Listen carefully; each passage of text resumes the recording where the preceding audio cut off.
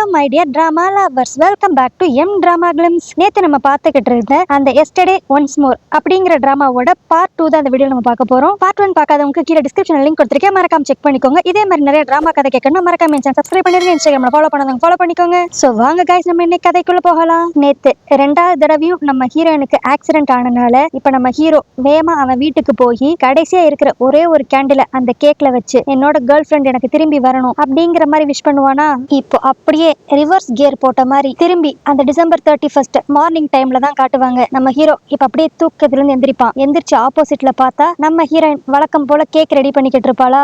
இப்ப நம்ம ஹீரோயினை பார்த்து ஒரு மாதிரி சிரிச்சிட்டு அப்படியே அந்த கேண்டில் வச்சிருந்த பாக்ஸை தான் ஓபன் பண்ணி பார்ப்பான். அதுல பார்த்தா இப்ப ஒரு கேண்டில் கூட இருக்கவே இருக்காது. இதுலயே நம்ம ஹீரோ நல்லா தெரிஞ்சுக்குவான், இதுதான் இவனுக்கு இருக்கிற லாஸ்ட் சான்ஸ் அப்படிங்கிற மாதிரி. அதுக்கடுத்து இப்ப நம்ம ஹீரோ அப்படியே நம்ம ஹீரோயின் கிட்ட போய், நீ என்ன இப்ப ஒலிவியா வீட்டுக்கு போறியா, நீ போகாம என் கூடயே வீட்டுல இருக்க முடியுமா அப்படிங்கிற மாதிரி கேட்பான். அதுக்கு நம்ம ஹீரோயின், உனக்கு என்னாச்சு, நீ உனக்கு ஆபீஸ் தானே, அப்ப நீ ஆபீஸ்க்கு போகலையா அப்படிங்கிற மாதிரி கேட்பா. அதுக்கு நம்ம ஹீரோ, இல்ல இன்னைக்கு உன் கூடயே நான் இருக்கலான்ட்டு லீவ் போட போறேன் அப்படிங்கிற மாதிரி சொல்லுவான். சோ உடனே நம்ம ஹீரோயினும், சரி ஓகே, நான் இதை போய் ஒலிவியா வீட்டுல கொடுத்துட்டு ஒரு மணி நேரம் வேலை தான், அதை முடிச்சக்கடுத்து நம்ம 2 பேரும் ஒன்னா டைம் ஸ்பெண்ட் பண்ணலாம் அப்படிங்கிற மாதிரி அவ சொல்லுவா. சரின்னு சொல்லிட்டு இப்ப இவங்க 2 பேரும் அந்த ஒலிவியா வீட்டுக்கு கிளம்புவாங்களா. கிளம்புறதுக்கு முன்னாடி நம்ம ஹீரோ அவனோட கோட் எடுத்து போட போவான். அப்பதான் அவனுக்கு ஞாபகம் வரும், இந்த கோட்ல இருந்து கரெக்டா பட்டன் 2 தடவையும் பிஞ்சிச்சுல, அப்பனா ஃபர்ஸ்ட் நம்ம இந்த கோட்டை மாத்துவோம், அப்பனாதான் நம்மளால கொஞ்சமான்ட்டு இந்த விதியை மாத்த முடியும் அப்படிங்கிற மாதிரி இப்ப வேற ஒரு கலர் கோட்டை எடுத்து போடுவான்.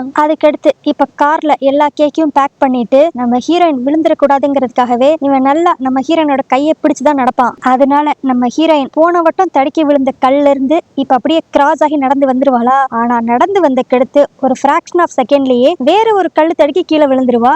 இதை பார்த்துன்னு நம்ம ஹீரோக்கு இன்னும் ஒரு மாதிரி கஷ்டமாயிரும். இவன் என்னதான் அந்த விதியை மாத்தணும்னு ட்ரை பண்ணாலும் வேற ஏதான்ட்டு ஒரு வழி மூலியமா நடக்க வேண்டியது அதே மாதிரி நடக்குதே அப்படிங்கிற மாதிரி யோசிச்சுக்கிட்டு இருப்பான். அதுக்கடுத்து இப்ப அப்படியே 2 பேரும் கார்ல போய்கிட்டு இருப்பாங்களா. நம்ம ஹீரோ கரெக்டா அந்த சிக்னல் கிட்ட ரெடியா வெயிட் பண்ணுவான். இந்த இடத்துல தானே ஃபர்ஸ்ட் டைம் ஒரு வயசான லேடியும் செகண்ட் டைம் ஒரு பையனும் வந்து நம்ம கார்ல இடிக்க தெரிஞ்சாங்க. சோ இந்த வட்டம் நம்ம பார்த்து சேஃபா போகணும் அப்படிங்கிற மாதிரி இவன் நினைச்சுக்கிட்டு இருக்கப்பயே இப்போ டக்குன்னு இன்னொரு ஒரு கார் முன்னாடி வந்து, சிக்னல் போட்டாங்க பாரு போ அப்படிங்கிற மாதிரி நம்ம ஹீரோவோட கார் இடிக்கிற மாதிரி வந்துட்டு போவான். சோ இதுலயுமே நம்ம ஹீரோ நல்லா தெரிஞ்சுக்குவான், இந்த விதியை நடக்க வைக்கிறது வேணா வேற வேற ஆட்களா இருக்காங்க, ஆனா என்ன நடக்கணும்னு இருக்கோ அது அப்படியே நடக்குது அப்படிங்கிற மாதிரி இப்ப ரொம்ப கவலைப்பட ஆரம்பிச்சிருவான். அதுக்கடுத்து இவங்க 2 பேரும் இப்ப அந்த ஒலிவியா வீட்டுக்கு வந்து அந்த கேக்கெல்லாம் வச்சுக்கிட்டு இருப்பாங்களா. அப்படி எடுத்து வச்சுக்கிட்டு இருக்கப்ப லாஸ்ட் டைம் நடந்த மாதிரியே இந்த வட்டமும் நம்ம ஹீரோவோட கோட்ல இருந்து ஒரு பட்டன் பிஞ்சு கீழே விழுந்துரும். அவன் என்னதான் வேற ஒரு கோட்டை போட்டு வந்திருந்தாலும் அப்பயும் அதே தான் நடக்குது. இதனாலேயே நம்ம ஹீரோ ரொம்ப வெக்ஸ் ஆகி போய் இப்போ அவனோட ஃப்ரெண்டை தான் பார்க்க போவானா. இப்போ அந்த ஃப்ரெண்டு கிட்ட போய், டே மச்சான், நான் உன்கிட்ட ஒரு முக்கியமான விஷயம் சொல்லணும் அப்படிங்கிற மாதிரி சொல்லுவான். அப்படியே அந்த இடத்துல சீன் கட் பண்ணி இப்போ திரும்பி நம்ம ஹீரோயின் அந்த ஒலிவியா வீட்டுல இருக்கிறப்பதான் காட்டுவாங்க. அவங்க 2 பேரும் இப்ப லைவ் எல்லாம் முடிச்சிருவாங்களா. சோ நம்ம ஹீரோயினை பிக் பண்றதுக்காக நம்ம ஹீரோவும் அங்க வந்துருவான்.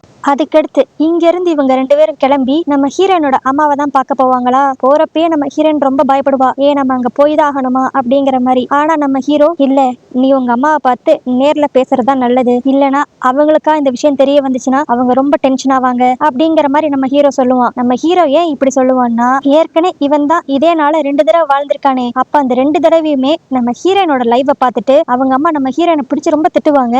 அப்பனா நீ பேக்கிங் தான் பண்ணிக்கிட்டு இருக்கியா, நீ இங்கிலீஷ் டீச்சர் கிடையாதா அப்படி இப்பன்ட்டு நம்ம ஹீரோயினை ரொம்ப திட்டி இருப்பாங்க. அது நடந்துடக்கூடாதுங்கிறதுக்காக தான் இப்ப நம்ம ஹீரோ ஸ்ட்ரைட்டா அவங்க அம்மாவை பார்க்க முடிவு பண்ணியிருக்கான். இப்ப அடுத்து நம்ம ஹீரோயினோட அம்மாவை தான் காட்டுவாங்க. இந்த விஷயத்தெல்லாம் இவங்க போய் சொன்னோன்னையும் அந்த அம்மா இப்ப அப்படி செம டென்ஷனா இருப்பாங்க. ஆனா நம்ம ஹீரோ தான் ஒவ்வொன்னா எடுத்து சொல்லுவான், உங்க ஆசை ரொம்ப நியாயமானதான், அவ ஒரு இங்கிலீஷ் டீச்சரா இருக்கணும்னு நீங்க ஆசைப்படுறீங்க, பட் ஆனா அதையும் மீறி அவளுக்கு எதுல ரொம்ப இஷ்டம் இருக்குன்னு சொல்லி நீங்க தெரிஞ்சுக்கணும்ல.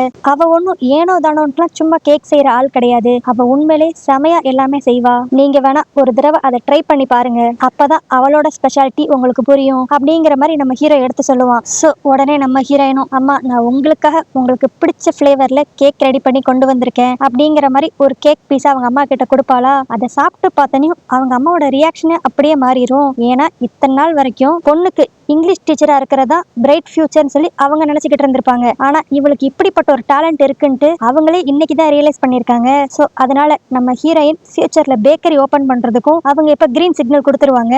இதனால நம்ம ஹீரோயினுக்கு செம ஹாப்பி. இப்போ இதே ஹாப்பினஸோடயே இவங்க ரெண்டு பேரும் நம்ம ஹீரோவோட பழைய வீட்டுக்கு போவாங்க. அதாவது அவன் சின்ன வயசுல வாழ்ந்த வீடு. அப்பதான் நம்ம ஹீரோயினுக்கு ஒரு விஷயமே தெரிய வரும். நம்ம ஹீரோ இந்த வீடை விற்க போறானா. என்னன்னா நம்ம ஹீரோட அப்பா சாகிறதுக்கு முன்னாடி ஏதோ ஒரு பிசினஸ்ல இன்வெஸ்ட் பண்றேன்னு சொல்லி நிறைய காசு கடனா வாங்கி இருந்திருப்பாரு. இப்படி கடன் வாங்கி எல்லா காசையும் ஒரு ஆள்கிட்ட கொடுத்திருப்பார்ல. ஆனா அந்த ஆளு ஒரு ஃப்ராடு போல. இது தெரியாம நம்ம ஹீரோட அப்பா மொத்த பணத்தை ஏமாந்திருப்பாரு. சோ அந்த கடனெல்லாம் அடைக்கிறதுக்காக தான் இப்ப நான் அந்த வீடை விற்க போறேன் அப்படிங்கிற மாதிரி நம்ம ஹீரோ இது எல்லாத்தையும் சொல்லிக்கிட்டு இருப்பான். அதோட சேர்த்து நம்ம ஹீரோ அவனோட வாழ்க்கையில நடந்த சில பாஸ்ட் சம்பவங்கள் எல்லாத்தையும் சொல்லுவான். இவன் இதே வீட்டுல ஃபர்ஸ்ட் இவங்க அம்மா அப்பாவோட ஹாப்பியா தான் சின்ன வயசுல இருந்திருப்பான். ஆனா அப்படி இருக்கிற ஒரு டைம்ல நம்ம ஹீரோட அம்மாவுக்கு ரொம்ப உடம்பு சரியில்லாம போயிருந்திருக்கும். ஆனா அது சின்ன பையனா இருந்த நம்ம ஹீரோக்கு தெரிஞ்சிருக்காது. சோ அந்த டைம் நம்ம எப்படி நம்ம பையனை விட்டு போயிருவோம் அப்படின்னு தெரிஞ்சுக்கிட்ட அவங்க அம்மா கடைசியா அவனோட பர்த்டேவை செலிப்ரேட் பண்றப்ப அவங்க கையாலேயே நம்ம ஹீரோக்கு பர்த்டே கேக்கும் பிளஸ் பர்த்டே கேண்டிலும் அவங்களாவே செஞ்சிருப்பாங்க. அதனாலேயே அந்த கேண்டில எப்பயுமே நம்ம ஹீரோ அவங்க அம்மாவோட ஞாபகத்தமாவே வச்சிருந்திருப்பான். ஆக்சுவலி அந்த கேண்டிலை யூஸ் பண்ணி தான் நம்ம ஹீரோ இப்ப 2 தடவை இந்த டைமை ரிவர்ஸ் பண்ணி ஒரே நாள்ல வாழ்ந்துகிட்டு இருக்கான். இந்த மாதிரி நம்ம ஹீரோ அவங்க அம்மா கூட கடைசியா ஸ்பெண்ட் பண்ண டைம் எல்லாத்த பத்தியும் அப்படியே நம்ம ஹீரோயின் கிட்ட சொல்லிக்கிட்டு இருப்பான். அப்ப நம்ம ஹீரோயின் அவனை சமாதானப்படுத்துற மாதிரி, நீ கவலையே படாத, நான் உனக்கு ஒரு கேர்ள் ஃப்ரெண்டாவும் பிளஸ் ஒரு அம்மாவாவும் இருந்து உன்னை நல்லா டேக் கேர் பண்ணிக்குவேன் அப்படிங்கிற மாதிரி சொல்லுவாளா. இதெல்லாம் கேட்க நம்ம ஹீரோக்கு இன்னும் ரொம்ப கஷ்டமா இருக்கும். ஏன்னா இன்னைக்கு நைட்டு நம்ம ஹீரோயினுக்கு ஒரு பெரிய ஆபத்து இருக்கு அப்படிங்கிறது இவனுக்கு மட்டும்தானே தெரியும். அதுக்கடுத்து இங்க இருந்து அப்படியே கிளம்பி இவங்க 2 பேரும் அப்படியே பீச் சைட் நடந்து போய்கிட்டு இருப்பாங்களா. அப்ப நம்ம ஹீரோ என்ன நினைச்சான்னு தெரியல. நம்ம ஹீரோயின் கிட்ட, யான் எனக்கு கொஞ்ச நாளாவே கனவுல ஒரே சீன் நடந்துகிட்டே இருக்கு. நான் எனக்கு பிடிச்ச ஒரு பொருளை தவற விட்டுறக்கூடாதுன்னு நினைக்கிறேன். ஆனா கடைசியில அதை தவற விட்டுறேன். அப்படி இருக்கிற சமயத்துல எனக்கு ஒரு மேஜிக் கேண்டில் கிடைக்குது. அதை யூஸ் பண்ணா நான் திரும்பி அந்த டேவோட ஸ்டார்டிங்கே போயிடுறேன். பட் என்னதான் இப்படி அந்த டேவை ரீஸ்டார்ட் பண்ணாலும் கடைசியில என்னால நான் நினைச்சதை அடைய முடியுமான்னு எனக்கு தெரியல அப்படிங்கிற மாதிரிலாம் எனக்கு ஒரு கனவு வந்துச்சு அப்படின்ட்டு நம்ம ஹீரோயின் கிட்ட அவன் சொல்லிக்கிட்டு இருப்பான். இதை நம்ம ஹீரோயின் பெருசா எடுத்துக்காம, என்ன உன்னோட கனவு வச்சு ஒரு ஸ்டோரி எழுதலாம் போல அப்படிங்கிற மாதிரி கேஷுவலா எடுத்துக்குவா. அதுக்கடுத்து இவங்க அப்படியே வெளியே நல்லா பேசி நடந்துட்டு இப்போ நம்ம ஹீரோவோட ஆபீஸ்ல நடக்கிற பார்ட்டிக்காக வருவாங்க. இப்போ அங்க என்ட்ரான உடனே கரெக்டா நம்ம ஹீரோவோட ஃப்ரெண்டு அந்த டெடியும் அந்த இடத்துக்கு வந்துருவானா. அவன் வந்து நம்ம ஹீரோ, ஏய் நீ இங்கே வெயிட் பண்ணு, நான் இவன் கூட ஒரு சின்ன வேலை இருக்கு போய் முடிச்சுட்டு வந்துடுறேன், இங்கே வெயிட் பண்ணு, எங்கேயும் போயிடாத அப்படிங்கிற மாதிரி சொல்லிட்டு அவனும் அந்த டெடியும் பக்கத்துல எங்கேயோ போவாங்களா. இப்ப கரெக்டா அந்த இடத்துக்கு நம்ம ஹீரோனோட ஃப்ரெண்டு ஒலிவியா வந்து, ஹே நீ என்ன இங்க தனியா நின்னுக்கிட்டு இருக்க, வா அந்த சைட் பார்ட்டிலாம் செமையா போகுது, நம்ம அந்த சைட் போவோம் அப்படிங்கிற மாதிரி நம்ம ஹீரோயினை வேறொரு பக்கம் கூட்டு போவா. இப்ப அப்படியே நடந்து போய்கிட்டு இருக்கப்பயே நம்ம ஹீரோயினும் ஒலிவியாவும் தனித்தனியா பிரிஞ்சிருவாங்க. நம்ம ஹீரோயினுக்கு ஒண்ணுமே புரியாது. ஏ ஒலிவியா எங்க போயிட்ட, எனக்கு பயமா இருக்கு அப்படிங்கிற மாதிரி என்ன பண்றதுன்னு தெரியாம அதே இடத்துல சுத்திக்கிட்டு இருப்பா. அப்ப தூரத்துல ஒரு பிரகாசமான ஒரு வெளிச்சம் இருக்கும். என்னன்னு பார்த்தா இதெல்லாம் நம்ம ஹீரோவோட பிளான் தான் போல. அவன் நம்ம ஹீரோயினுக்கு மேரேஜ் ப்ரொபோசல் கொடுக்கணும்னு ஆசைப்படுறான். அதுக்காக தான் அவன் ஃப்ரெண்ட்ஸ் கூட சேர்ந்து இப்படி ஒரு சர்ப்ரைஸ் ஈவெண்ட் ரெடி பண்ணியிருப்பான். இப்ப அப்படியே நம்ம ஹீரோ நம்ம ஹீரோயின் கிட்ட ஒரு பொக்கேவை கொடுத்து, நான் சின்ன வயசுல உன்னை தொலைச்சிட்டேன், அதுக்கடுத்து 18 வருஷம் கழிச்சு நீ எனக்கு கிடைச்ச, சோ இந்த சான்ஸை நான் பெஸ்டா யூஸ் பண்ணுவேன், எக்காரணத்துக்கு கொண்டு உன்னை நான் திரும்பி தொலைச்சிடவே மாட்டேன், அதனால நீ என் வாழ்நாள் பூரா என் கூடயே இரு அப்படிங்கிற மாதிரி அவன் ப்ரப்போஸ் பண்ணுவான். நம்ம ஹீரோயினுக்கு இதெல்லாம் பார்க்க அவ்வளவு ஹாப்பியா இருக்கும். ஏன்னா இத்தனை நாள் வரைக்கும் நம்ம ஹீரோ ஓவர் டைம் ஒர்க் பண்ணனால இவங்க 2 பேருக்குள்ள கொஞ்சம் டிஸ்டன்ஸ் ஆயிருக்கும்ல. இப்போ அதெல்லாம் சுக்குநூறு ஆக்குற மாதிரி இன்னைக்கு பூரா நம்ம ஹீரோயினுக்காக நிறைய விஷயம் பண்ணிருப்பான். சோ இதனால நம்ம ஹீரோயின் செம ஹாப்பியா இருப்பா. அதுக்கடுத்து இதே ஹாப்பினஸோட வீட்டுக்கு போய் உன் பர்த்டேவை செலிப்ரேட் பண்ணுவோம் அப்படிங்கிற மாதிரி சொல்லிட்டு நம்ம ஹீரோயின் ஆப்போசிட்ல இருக்க கார்ல ஏற போவாளா. அப்போ வேகமா ஒரு கார் இவன் மேல மோத வர மாதிரி வரும். பட் நல்ல வேலையா நம்ம ஹீரோ டக்குன்ட்டு அவளை இழுத்து அந்த ஆக்சிடென்ட்ல இருந்து காப்பாத்திடுவான். அப்பாடா இனி பிரச்சனை இல்ல அப்படின்னு நினைச்சுக்கிட்டு இருக்கப்பயே இப்போ இன்னொரு ஒரு ட்ரக் வேகமா இவங்களை இடிக்க வருமா. சோ இப்ப நம்ம ஹீரோ எதை பத்தி யோசிக்காம நம்ம ஹீரோயினை ப்ரொடெக்ட் பண்ற மாதிரி அவன் நம்ம ஹீரோயினை நல்லா கவர் பண்ணி நின்னுக்குவான். இப்ப அப்படியே டமால்னு ஒரு சத்தம், பார்த்தா 2 பேருக்குமே அந்த இடத்துல ஆக்சிடென்ட் ஆயிருச்சு. இப்போ ஹாஸ்பிட்டல்ல ஃபர்ஸ்ட் நம்ம ஹீரோயினை தான் காட்டுவாங்க. அவ கண் முழிச்சு பார்த்தனையும் ஆப்போசிட்ல அவளோட பேரண்ட்ஸ் அவளோட ஃப்ரெண்ட்ஸ் எல்லாருமே இருப்பாங்க. ஆனா நம்ம ஹீரோ மட்டும் இருக்கவே மாட்டான். உடனே நம்ம ஹீரோயின் யூ வெங்க அப்படிங்கிற மாதிரி நம்ம ஹீரோவை தான் கேட்பா. ஆனா அதுக்கு உடனே அவங்க அம்மா ஒரு மாதிரி அப்படியே அழுகிற மாதிரியே, அவனுக்கு அவன் உயிரை விட ஓ உயிர் தான் முக்கியமா இருந்திருக்கும் போல, அதனாலதான் உன்னை ப்ரொடெக்ட் பண்ணுன்ட்டு அவன் நினைச்சிருக்கான் அப்படிங்கிற மாதிரி அவங்க அம்மா சொல்லுவாங்களா. இதுலயே நம்ம ஹீரோயின் புரிஞ்சுக்குவா நம்ம ஹீரோ அந்த ஆக்சிடென்ட்ல இறந்துட்டான் அப்படிங்கிற மாதிரி. இப்போ நம்ம ஹீரோ அவன் ஆசைப்பட்ட மாதிரியே அவனோட கேர்ள் ஃப்ரெண்ட காப்பாத்திட்டான். ஆனா அவன் இறந்து போயிட்டான். இத நம்ம ஹீரோயினால அக்செப்ட் பண்ணிக்கவே முடியாது. அவ ஒரு மாதிரி கதறி கதறி அழுக ஆரம்பிச்சிருவா. இப்போ அந்த இடத்துக்கு நம்ம ஹீரோவோட ஃப்ரெண்டு டெடி வருவான். அவன் வந்து இப்ப அப்படியே நம்ம ஹீரோயின் கிட்ட அவன் நீ சந்தோஷமா இருக்கணுங்கிறதுக்காக தான் உன்னை ப்ரொடெக்ட் பண்றதுக்காக இப்படி ஒரு முடிவு எடுத்துட்டான். சோ இதையே நினைச்சுக்கிட்டு நீ வருந்திக்கிட்டு இல்லாம மூவ் ஆன் ஆகு அப்படிங்கிற மாதிரி அவன் சொல்லுவான். ஆனா அதுக்கு இப்ப உடனே நம்ம ஹீரோயின் இது எதர்ச்சியா நடந்த மாதிரி தெரியல, அவனுக்கு ஏற்கனவே எனக்கு ஏதோ ஒன்று ஆக போகுதுன்னு சொல்லி தெரிஞ்சிருக்கு, உண்மையை சொல்லு என்னதான் நடந்துச்சு அப்படிங்கிற மாதிரி கேட்பா. அப்பதான் அந்த ஃப்ரெண்டு சொல்லுவான், இந்த மாதிரி நம்ம எல்லாரும் ஏற்கனவே இந்த நாளை 2 தடவை வாழ்ந்திருக்கோம், அந்த 2 தடவுமே உனக்கு ஆக்சிடென்ட் ஆயிருக்கு. அப்படி இருக்கிறப்ப ஏதோ ஒரு மேஜிக்கல் பவர்னால அவன் அந்த கேண்டிலை யூஸ் பண்ணி நீ திரும்பி வேணும் அப்படின்னு வேண்டிக்கிட்டனால அந்த டே அப்படியே ரிவர்ஸ் ஆகி திரும்பி முதர்ந்து ரீஸ்டார்ட் ஆயிருக்கு. அதனால என்னதான் இருந்தாலும் கடைசியில உனக்கு ஆக்சிடென்ட் ஆக போகுதுன்ட்டு அவனுக்கு நல்லாவே தெரியும். அதனால தான் உன்னை ப்ரொடெக்ட் பண்ணணும்ட்டு அவன் அந்த ட்ரக்குக்கு முன்னாடி வந்துட்டான் அப்படிங்கிற மாதிரி இந்த விஷயத்தை எல்லாத்தையும் அந்த ஃப்ரெண்டு சொல்லுவான். இந்த ஃப்ரெண்டுக்கு எப்படி இந்த விஷயம்லாம் தெரிஞ்சிருக்கும்னா, நம்ம ஹீரோயின் அவளோட ஃப்ரெண்டு ஒலிவியா வீட்டுல இருக்கிறப்ப நம்ம ஹீரோ ஒரு தடவை போய் இந்த டெடியை மீட் பண்ணிருப்பான்ல, அப்பதான் இது எல்லாத்தையும் சொல்லியிருப்பான். அது மட்டும் இல்லாம நம்ம ஹீரோக்கு இருக்கிற கடைசி சான்ஸ் இதுதான்ட்டும், இதுக்கு மேல அந்த மேஜிக் கேண்டிலும் இல்ல அப்படிங்கிற விஷயத்தையும் அந்த ஃப்ரெண்டு கிட்ட சொல்லி இருந்திருப்பான். இப்போ இது எல்லாத்தையும் அவன் நம்ம ஹீரோயின் கிட்ட அப்படியே வந்து சொல்லுவான். இப்போ இத சொன்னது மட்டும் இல்லாம நம்ம ஹீரோ ஃபியூச்சர்ல இருந்து வந்து ஒரு வயசானவனா இந்த விஷயத்தை எல்லாத்தையும் பிரசன்ட்ல இருக்க நம்ம ஹீரோ கிட்ட சொல்லியிருப்பான்ல, அதை பத்தியும் இந்த டெடி நம்ம ஹீரோயின் கிட்ட சொல்லுவான். சோ உடனே இப்ப நம்ம ஹீரோயின் அந்த வயசான நம்ம ஹீரோவை பாக்குறதுக்காக அந்த அட்ரஸ்க்கு வேகமா போவாளா. ஆனா இப்ப அங்க பார்த்தா அந்த இடத்துக்குள்ள ஒரு வயசான லேடி இருப்பா. அந்த லேடி வேற யாருமே இல்ல, நம்ம ஹீரோயினோட ஃபியூச்சரு. என்னன்னா நம்ம ஹீரோயினை காப்பாத்தணுங்கிறதுக்காக அவன் செத்துட்டான்ல, அதனால இப்ப அப்படி ஃபியூச்சரும் மாறி இந்த இடத்துல அந்த வயசான தாத்தாக்கு பதிலா இப்போ ஒரு வயசான பாட்டி இருக்காங்க.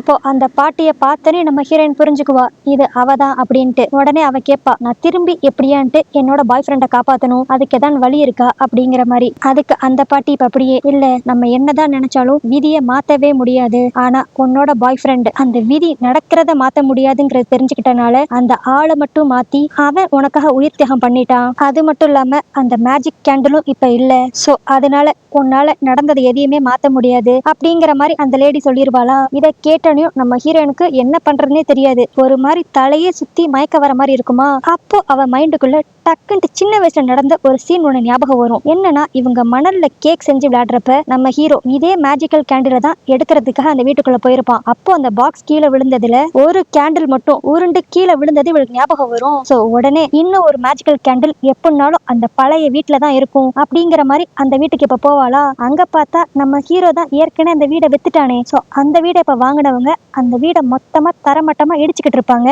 ஆனா இது எதையுமே பொருட்படுத்தாம இப்ப இடிச்சுக்கிட்டு இருக்க வீட்டுக்குள்ளே நம்ம ஹீரோயின் உள்ள போய் அந்த ரூம்குள்ள அந்த கேண்டில் எங்கேயான்னு இருக்கான்னு சொல்லி தேடிக்கிட்டு இருப்பா. இப்ப கரெக்டா அவ கைக்கு அந்த கேண்டில் கிடைக்க இவ மேல அப்படியே ஒரு பெரிய கபோர்டு வந்து விழுக வரும். பட் ஜஸ்ட் மிஸ், நூலில எப்படியோ நம்ம ஹீரோயின் தப்பிச்சிருவா. இப்ப அந்த கேண்டில் அப்படியே வெளியே எடுத்துட்டு வந்து அதை லைட் பண்ணி என்னோட பாய் ஃப்ரெண்ட் எனக்கு திரும்ப வேணும் அப்படிங்கிற மாதிரி வேண்டலாம்னு நினைப்பா. ஆனா அந்த கேண்டில் எரியவே எரியாது. நம்ம ஹீரோயினும் 2-3 தடவை ட்ரை பண்ணுவா, ஆனா எதுவுமே வேலைக்காகாதா. அப்பதான் அந்த ஃபியூச்சர்ல இருந்து வந்து நம்ம ஹீரோயின் சொன்னது இவளுக்கு ஞாபகம் வரும், நம்மளுக்கு ஒண்ணு வேணும்னா உன்னை இழந்துதான் ஆகணும் அப்படிங்கிற மாதிரி அவ சொல்லியிருப்பா. இப்ப இது நம்ம ஹீரோனோட மைண்டுக்கு ஞாபகம் வந்தனையும் இப்ப அப்படியே அந்த கேண்டிலை லைட் பண்ணிட்டு என்னோட பாய் ஃப்ரெண்டை மட்டும் திரும்பி எப்படியான்ட்டு உயிரோட கொண்டு வந்துருங்க, அதுக்கடுத்து நான் அவனை மீட் பண்ண மாட்டேன், நானும் அவனும் லவ் பண்ண மாட்டோம், எனக்கு அவன் உயிரோட இருந்தாவே போதும் அப்படிங்கிற மாதிரி வேண்டுவாளா. இவ இப்படி வேண்டனையும் இவ்வளவு நேரம் எரியாம இருந்த கேண்டில் இப்ப நல்லா எரிய ஆரம்பிக்கும். அதுக்கடுத்து அப்படியே திரும்பி ரிவர்ஸ் கியர் போட்ட மாதிரி 2018 போயிருவாங்க. இப்ப அப்படியே நம்ம ஹீரோயினுக்கு ஒரு போன் வரும். யாருன்னு பார்த்தா அந்த ஒலிவியா பொண்ணு தான் பண்ணிருப்பா. அவ இப்ப அப்படியே என்னோட வெட்டிங்க்கு கேக் ரெடி பண்ணிட்டியா அப்படிங்கிற மாதிரி கேட்பா. அப்பதான் நம்ம ஹீரோயின் டேட்டையும் டைமையும் பார்த்தா இவங்க 2018 இருப்பாங்க. கரெக்டா இன்னைக்குதான் அந்த ஒலிவியாவுக்கும் அந்த டெடிக்கும் கல்யாணம். இந்த கல்யாணத்துல வச்சுதானே திரும்ப நம்ம ஹீரோவும் ஹீரோயினும் சின்ன வயசுக்கு எடுத்து மீட் பண்ணிருப்பாங்க. அந்த நாள் இப்போ கரெக்டா. சோ உடனே இப்ப நம்ம ஹீரோயின் வேமா அந்த வெட்டிங் ஹாலுக்கு போய் அந்த டெடி கிட்ட உன்னோட ஃப்ரெண்டு யூ இங்க வந்திருக்கானா அப்படிங்கிற மாதிரி கேட்பா. அதுக்கு அந்த டெடி, ஓ உனக்கு யூவை முன்னாடியே தெரியுமா என்ன, பட் அவனால இன்னைக்கு கல்யாணத்துக்கு வர முடியாது, அவன் நேத்து தான் ஒரு வேலையா வெளியூர் போயிருந்தான், சோ அவனால என்னோட கல்யாணத்தை அட்டன் பண்ண முடியாது அப்படிங்கிற மாதிரி அந்த டெடி சொல்லுவான்.